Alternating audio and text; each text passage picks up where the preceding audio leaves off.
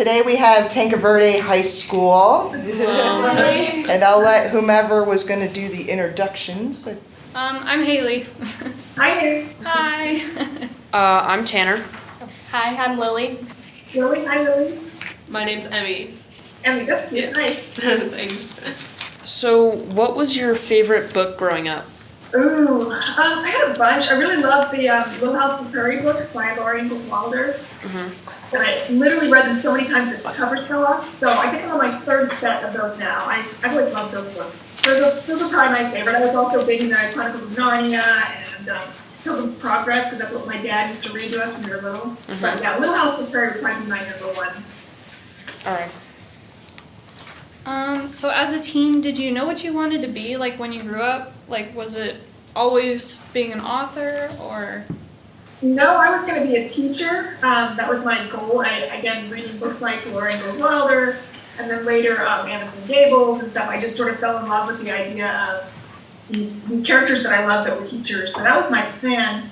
And then I don't know how much you guys know about me. I was in a car accident when I was a junior in high school, and it was pretty serious. I broke my neck and became a tetraplegic, which means I'm paralyzed. And that completely changed the trajectory of my future. I didn't know what I was going to do, what I would be able to do, what I wanted to do. It was, it was kind of a rough time. And I ended up really connecting with my professor. She was amazing. And then turned out she was the head of the English department.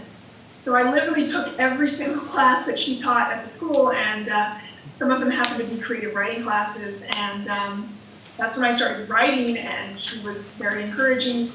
And I realized, I kind of like this writing thing, so I started writing fiction after that. And then from there on, I've never looked back, and I'm so thrilled that I discovered writing. What would you consider to be your biggest accomplishment in life? In terms of like career or in general? I guess just in general, anything that you've really done that is just you, personally, I guess. Not really. Okay, I mean, really kind of overcoming that situation in my life where I kind of thought my life was over, and not being able to see past everything I had lost for a while there, So getting to that place where I could see that my future could still be so full and so bright, and that I could find, either ways to do exactly what I wanted or rediscover different things that I wanted to do. So just having that mindset would be the biggest accomplishment of my life. And it's one I still have to do every single day, What was the hardest part about writing every other weekend? Oh, keeping the stupid timeline straight. That was so hard. I went into it with I'll do every single other chapter. Well, they're not chapter breaks, but every other chapter would be the other one. But then as the story would grow, we'd realize, working with my editors, we need something here because this is not making sense. So I'd write another chapter from Jolene's point of view, and then I'd realize, wait a minute, now I've got two Jolenes in a row and nothing from Adams. We'd have to go through and reshuffle things around. And I was like, wait a minute, there's a holiday that happens in this chapter, now it's in the wrong chronological order. And it was just a logistical kind of frustrating thing. And I'm so thankful for my different editors and copy editors and proofreaders who are your months are wrong, your weeks are wrong. So that was really tricky just logistically to kind of keep straight, and whenever I changed something, it would just domino affect everything else. So yeah, that was hard. Yeah. So you write about a lot of difficult issues, and how do you go about that? And also, how do you make it feel real while still being sensitive towards your readers? I don't know, I guess I just, whenever I'm writing, all of my characters have gone through things that I have no frame of reference for personally. My family is not a broken family or anything like that. You just have to kind of put yourself in your character's shoes and in their skin, really, and go back all the way and just, even, you have to think through all of these different scenarios that never end up on the page to get yourself in their mindset, slip into somebody's skin, and you just kind of calculate logically, okay, what would this be like for this person? Because you're not asking, what would I be like in this situation? What would this person be like? You have to know all of the different pieces that make up this person, their psyche, their emotional, understanding of the world, and how would they act, behave, react, and you just kind of carry through from there. It's not a real good answer because it's very subjective, but you just kind of feel it out. do you do that technique where like you just kind of talk as your characters or to your characters, or like you just have that scene that you're just sitting there and you're just having that interaction kind of like with yourself? I open up a blank document and just start writing that character. In situations or scenes where I don't even know what's going on, I just start writing them, and I see what's going on with, how do they talk, how do they engage. I don't have like a dialogue with them, if that's what you mean. I put them on the page and I see what happens. And I'll often, in some of my previous books as well, I'll write a scene from the opposite person's point of view who's not telling the chapter, or chapters that they're not in, I'll write just to see what were they doing, what was going on with them, so that when they do come into the chapter or whatever, they're carrying with them whatever they were dealing with previously, even if they weren't on the page. Does that make sense? Yeah. So what inspired you to write about divorce and other tough topics in this book? Yeah, I think I mentioned that in the back in the acknowledgments, but I started writing it right after I first read Eleanor and Park by Rainbow Rowell. Do you guys know that book? Yes. Yeah. And I loved the idea of that book and the tone and I don't know, I just really liked it. And then also at the time, I forget, there was one night where I was up late and I was watching like Nick at Night, and I saw an old episode of The Wonder Years, which I'm pretty sure that you guys don't really know, but it was, when I was growing up, it was a big show. Anyway, it was there was a particular episode where the main character, a young boy, went on vacation with his family to the beach, and while he was there, he met this girl, and they kind of had this whirlwind relationship, but then he ended up having to leave and come back home, and they sort of broke it off and never ended up kind of talking. And I just sort of had this thought, I was like, well, what if they had kept talking somehow, even as they went back to their real lives, they had this special relationship they maintained. And I was thinking of scenarios that might happen, and divorce came up. So I thought, great, what if they see each other during the weekends, they visit their dads, but they still got all this stuff going on with their home lives, but it's kind of separate from that as they're getting to know each other and going in love. And that's kind of how the idea came together for me. So, in that, like, did you know how Every Other Weekend was going to turn out, like, when you started it? No, so I actually started writing Every Other Weekend when I was first querying my very first book, If I Fix You. Because that's one thing they tell you if any of you guys are aspiring authors. When you start querying your first book, you start immediately writing your next book. And in my case, it took me about a year of sending out query letters to literary agents before I ended up getting my agent. So I had a lot of time to start working on this book. So I was a total pantser, which means I wrote without knowing what was going to happen next. So for that book, I didn't know how it was going to end. I had certain things, but it was pretty much just every day I'd be like, okay, what are Adam and Jolie doing today? And I would just start writing from there. And I did have to do quite a lot of rewrites and structural editing with my editor when we did sell this book, because there were a lot of things that needed to be, finessed and fine-tuned. So, yeah. Which of your characters do you relate to most and why? Jolene. Not because she's like broken or anything like that, but just because I really like her sense of humor, her sarcasm and stuff. I kind of heavily leaned into my own personality a bit for that. She's a little meaner than I am, I'd like to think, but yeah, Jolene. So there's a lot of character development in Every Other Weekend. Does any of that character development in this book parallel your own? Not really, no.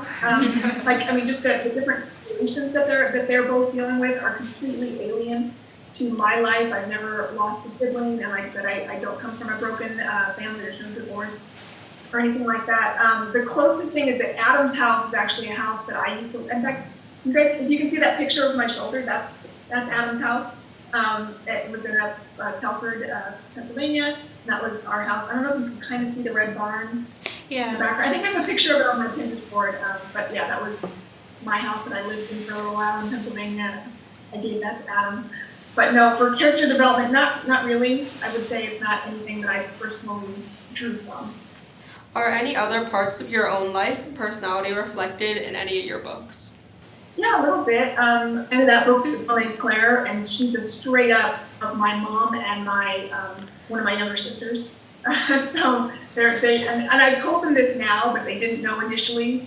My other siblings kind of figured it out, but those two, they did not know it was kind of them until I told them. Let me see what else. I guess for Even If I Fall, that was also the small town they lived in Texas. Was actually based on my small town in Telford, Pennsylvania. But I do not, and we did have a bird, again, from Even If I Fall, we had a cockatiel named Ducky. Yeah, so just like little teeny things that I kind of throw in there, but nothing like significant is ever directly from my life. Oh, and I was an ice skater. Even If I Fall, I took that from my own life as well. So you talked about how Jolene can be kind of like mean sometimes, and so we did notice that like a lot of your characters were reacting to their trauma with like anger rather than like that sadness or anything. So rather than showing that emotion, what made you decide to show like that abrasive kind of reaction? Okay, so maybe I have to go back to the previous question. Maybe that's something that I took from myself, because whenever I'm dealing with harder things, I typically react with anger or maybe incredulity. My first reaction is not sadness and woe is me kind of a mindset. So maybe that's something that I don't have a lot of familiarity with drawing from. I don't know, that's a really good question. I've never thought about that before. Maybe it's because anger can be a little more interesting sometimes for a book because it often manifests itself in ways that are problematic and damaging for the characters. Maybe that's just something I do from my own personality is that I'd rather get mad that I don't like something than be sad about it. So who was your favorite character out of everyone in your book? In Every Other Weekend or all my books? In Every Other Weekend, my bad. It might be Jolene again, although I ended up really liking Shelley because when I first started writing Shelley, you guys have all read the book, right? I'm not Yeah. Yes. When I first started writing Shelley, I did not realize the relationship arc that she and Jolene were going to have. They were going to come to a place of understanding and forgiveness, and I had no idea. I just started writing Shelley as the kind of the most ridiculous stepmom figure that you could imagine. So it was interesting to me to watch her develop as I wrote her. But I had Shelley and Jolene be so mean to each other, and it was really fun to write that. So yeah, it kind of a toss-up between the two of them, but I probably more Jolene, just because there was more of her to write. So what's the biggest life lesson you've had to learn, and has that ended up in any of your books somehow? Yes, all of my books actually. My big life lesson, and it's funny because this is something that I put in all of my books, and I didn't realize I was doing it until like my third book, and somebody pointed it out to me, and I was like, oh yeah. But it's just this idea that there are no magic wands in life. Hard things happen, difficult things happen, and it's not that those things, in most cases, ever go away. It's that we learn to cope with them, learn to work through them, we learn to triumph over them. You have to deal with whatever life gives you and keep moving forward, figure things out, and react in ways that you would be proud of as a person. Okay. What themes or messages were you hoping to convey in Every Other Weekend? Forgiveness, understanding, and the notion that everyone is deserving of love, whether or not the people in their lives who should be showing it to them are or not. If you could write more of like a backstory for any of the side characters in the novel, like who would you choose, and what do you think you would show us about that or those characters? Maybe Shelley, because I had to do a lot of thinking to figure out her character and understand, because she's not a stupid woman, and she ends up in a situation that a lot of people would look at from the outside and say, oh, how could you do that, And I'm pleased that by the end of the book she realized she can't do it, But I have to think a lot about what her life would have been like to lead her to that position. And it wouldn't necessarily be YA if I were to write her character like that, but I kind of think about her character a lot and what it would have been like before we see her. I think I saw in another interview or something that you did that a lot of people were asking you about writing a story for Daniel. So do you think that you would want to go down that path, or is he kind of a... Yeah, I potentially would. I would have to do a lot of thinking about that because he's older, so it wouldn't necessarily be YA. It would, I don't know what that would look like exactly. It would depend on demand from my publisher. If they came to me and said, hey, we want you to write a book about Daniel, I would. So let them know if you want one. What actors or actresses would you pick to play the characters in Every Other Weekend in a possible movie or TV adaptation? Yeah, I had this conversation with, we had a film agent for Every Other Weekend. She's out shopping it around people. No updates there on that. But for Adam, I envisioned KJ Appa from Riverdale. And then for Jolene, a slightly younger Haley Steinfeld would be the two main characters for them. So, what's next for you as an author? Yeah, so if you guys don't tell anybody, it's supposed to be announced probably in the next couple weeks, but I actually have a second book coming out this year to be out in October, and it's actually a YA thriller, and it's going to be coming out on October 6th. So, and I'm also working on another contemporary YA, but it's still in development, so we'll see about that one. So what advice would you give to someone who wants to pursue writing as a career? Anybody can do it, absolutely anybody. You don't even have to have a college degree. I certainly don't. I remember when I was first starting out to send query letters, I was like, what am I going to put in my bio? I have no accolades, I have nothing that recommends me as an author, you know. And it turned out to be fun. My after advice, I would say the best thing I've ever done and learned to help me as an author, well, there's two things. One is I got two partners. They helped hold me accountable, and they also helped to tell me when what I was writing was a mess or not good. Because if you're only relying on people who know you in real life, sometimes they're a little more guarded in their response. So it's good to get people who also write and want to improve their craft. So earlier you mentioned like Rainbow Rowell and like her book Eleanor and Park. Are there any other like new authors or books that you want to recommend? That I would recommend, sure. A lot of the authors who have blurbed my books are some of my very favorite people. I love Pamela Ireland Sloan, who wrote Every Last Word, is a beautiful book. Highly recommend. I really like Jeff Zentner, who wrote Serpent King and Rain and Delilah's Midnight Matinee, and a bunch of The Goodbye Days. He's tremendous. I really love him. Who else? Who else do I love? The my bookshelf is in there. There's so many. I really also love Maggie Sweetwater. I don't think anybody writes more beautifully than she does. She writes kind of, what's the word? Magical realism kind of stuff. I really enjoy her. Yeah, The Raven Cycle. I love that series. Yeah. Sorry, I'm gonna keep going back to Rainbow Rowell because I love her books. So I did notice like some stylistic like kind of similarities between the two of you. So do you ever like take inspiration from her? Totally. Yeah. So like I said, when I first read Eleanor Park, as soon as I finished reading that, I knew I wanted to write something like that. And so that's when I started writing it. And then when I did my first big full revision, I reread Eleanor Park, just tried to get back to that mindset, you know. What I love the most, you know, Eleanor Rainbow Rowell is the way she writes dialogue. I want to emulate, you know, not to say like copy, because I don't really do that. I mean, I guess some people could.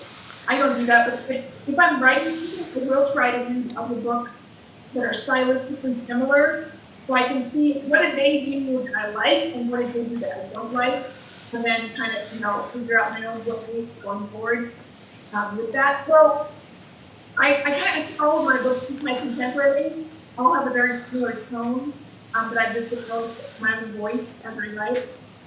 Yeah, I noticed that the book was it was almost cinematic in your writing style as far as like the dialogue flowed very nicely and like you showed like what the characters were doing without like too much kind of detail. Yeah. Thank you so much. Thank you. Thank you. Thank you. Bye.